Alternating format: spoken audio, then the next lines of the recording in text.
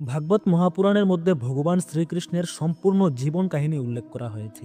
সুখদেব গোস্বামী পরীক্ষিত মহারাজকে ভগবান শ্রীকৃষ্ণের যেই জীবনামৃত তা সম্পর্কে বলেছেন, আর পরীক্ষিত মহারাজ শ্রবণ করেছেন।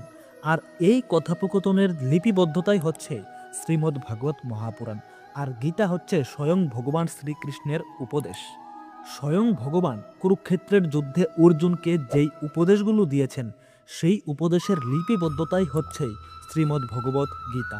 গীতা হচ্ছে একটা সূত্র, আর ভগবত হচ্ছে তার প্রয়োগ। ভগবান শ্রীকৃষ্ণ গীতার মধ্যে জীবনের কিছু সূত্র দিয়েছেন, জীবনের কিছু আইডিয়া দিয়েছেন, কিন্তু নিজের সম্পর্কে কিছু বলেননি। আর ভগবানের ভক্তরা ভাগবতে ভগবানকে নিয়ে যেই বাণী লিখেছেন, সেটা হচ্ছে ভাগবত। অর্থাৎ গীতা আর ভাগবতের মধ্যে পার্থক্য এই যে, গীতা হচ্ছে ভগবানের মুখনিসৃত বাণী, আর ভাগবত হচ্ছে শ্রী ভগবানের সম্পূর্ণ জীবনী, ওনার সম্পর্কে বাণী। প্রেম সে বলো রাধে রাধে।